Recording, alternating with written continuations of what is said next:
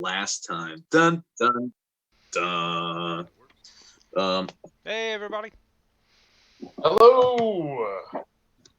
Wait. You were saying we just Yep. jumped What? onto I onto the turned on the video and the audio. Oh, for Twitch.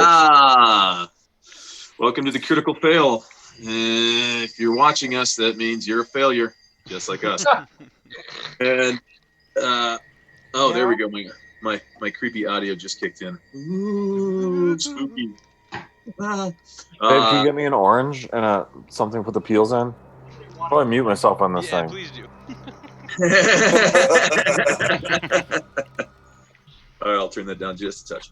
You gotta get your Um, So, in last week's adventure, had our protagonists, the player characters. I'm getting Hold some on. feedback. Yeah, I'm getting That's me. That's all me. I just fixed it. Okay. I was like, am I hearing myself? Does my voice really It's all sound like that? Why didn't anybody tell me I sounded like You suck. that? Okay, so in last week's adventure, the player characters are protagonists who are all right around level 18 or 19 at this point. And for those of you just joining us, we have been running this same campaign for the past 7 years. Mic off. Yes, this is the longest, slowest campaign in the history of Dungeons and Dragons, but it is. We are crawling our way to the finish line, and last week's adventure had the characters in this city called Carrack's Cross, which is sort of a linchpin city. It's where all the shit is going down, and they've become kind of movers and shakers in the city. And the powers that be are not too beneficial. The city itself is pretty rough and tumble, but it seems like it could probably do with some new management. And the player characters have gotten themselves a nice following of people that would like to start a revolution. So they have garnered the favor and the cooperation of all of the Rangers, which is a group of or multiple groups of soldiers, sort of special forces, if you will, that ride out on the outskirts of the city, small groups, usually 2 to 3 dozen men, and are out hunting the undead that plague the countryside. Now they've got all of them. They managed to assassinate the captain of the city guard or the city militia. He's actually Colonel Krieger. They invited him on false pretenses of having a politically motivated dinner, and then jumped on Mic him on. and ended him. Then, although there are still 400 odd city militia to deal with, although they have taken out the leader.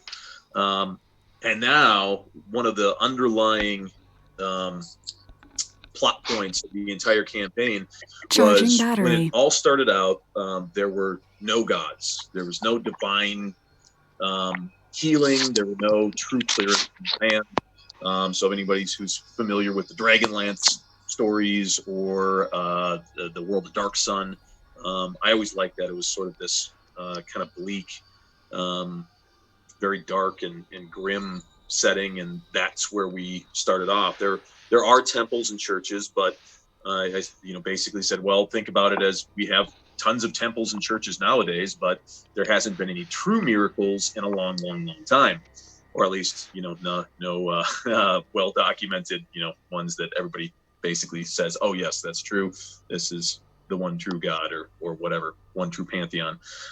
So much the same in the realms. It's been 200 years since any of the real gods, any of the true gods have shown their faces. They had different names for it. They call it like the Darkening or the Great Schism, or the night that the gods left.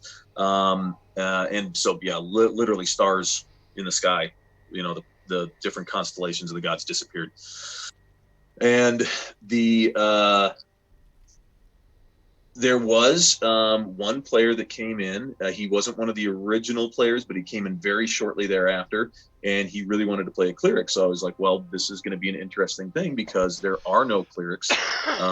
Anyone who claims to be a cleric, like a true cleric, is basically labeled a charlatan or a pretender, and he has been dealing with that.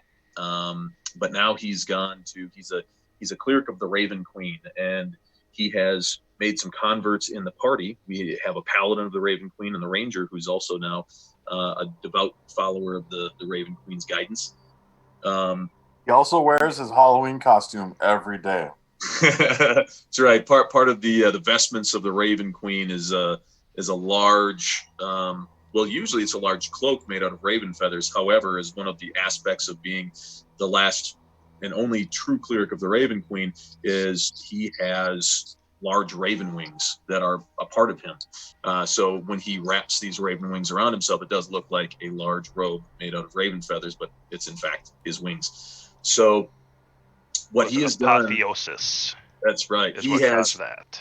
Yes, he is on the way to achieving deityhood. He has gone to the Temple of the Raven Queen here in Carrack's Cross, it is the only legal temple, the only legal worship, place of practice in the city. However, it, like all other temples across the country, is, people go there, they pay their tithes, they do their prayers, but there have been no true miracles there.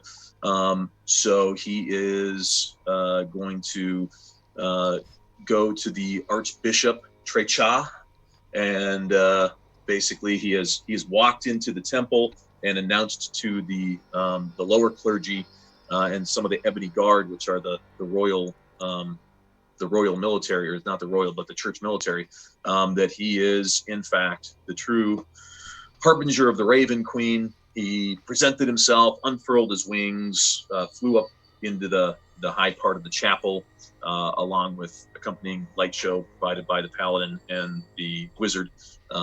It's a lot of the guards have been making way, as they've been saying they need to go back and see Trecha, the archbishop. They need to see Trecha.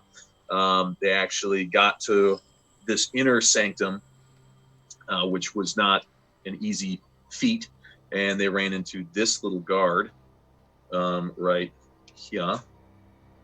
And he stopped them cold in their tracks and said, I don't care who you are, you need to turn around and leave. And that is when Landorian, the wizard, he said, you need to follow your new lord.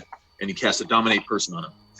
He failed its save, and so now this Ebony Guardsman, he's got this little lock symbol on him. He is locked under control of Landorian, and he's been sort of leading them deeper and deeper into the bowels of the inner sanctums of the temple.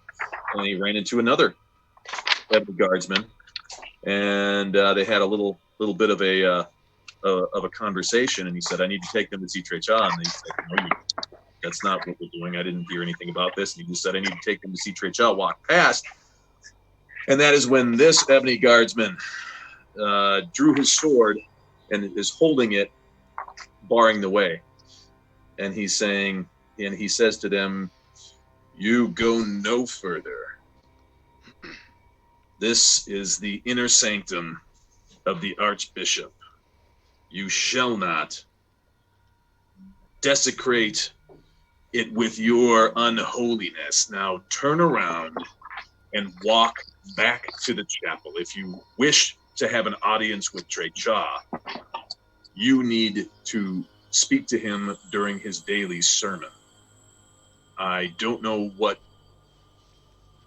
this other guardsman told you, but whatever he told you was wrong. Trecha is not receiving any visitors tonight. Time of night is probably right around 7 p.m. Maybe a little bit later, 7:30, right around dusk. And this be where we at. Oh, and you'll hear a lot of accents tonight. We have poorly done accents. Poorly done accents. Except for the DM. We try. Well noted. The Shadarkai, which are the natives of the Shadowfell. We're not actually in the Shadowfell, but this entire city was sort of yanked from the Shadowfell and brought into Faerun in a sort of rift through time and space. But natives, I said, have, in order to have them sound very, very different, they have sort of like this Jamaican, I think, patois. So I don't do it really well. It's a very difficult way to talk. But when they be talking, they have a little bit of a accent. At least it makes it so that you know when someone is talking to you and they be a native of the Shadowfell, they have this sort of an accent to them, especially if they be Shadakai. I'm a native of the Shadowfell. I've worked on my accent. And it's true. And you do have different, like the Shadarkai are the ones that have that, whereas Stone, who just said that, he is not a Shadarkai. He's a human from the Shadowfell. And so few humans actually have that sort of Shadowfell patois accent. A lot of you'll find a lot of different accents there. German being a very common one, sort of a, yeah, it says very good, yeah. Sometimes Russian, but I just like to use different accents to try to differentiate between all of the different NPCs that players run into. But right now, I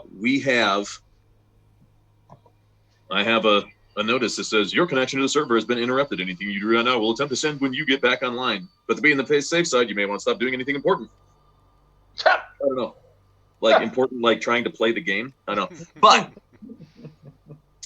what we will do right now is we shall go to Umbra. So the Ebony Guardsman draws his sword and is physically barring your path, and he has given you an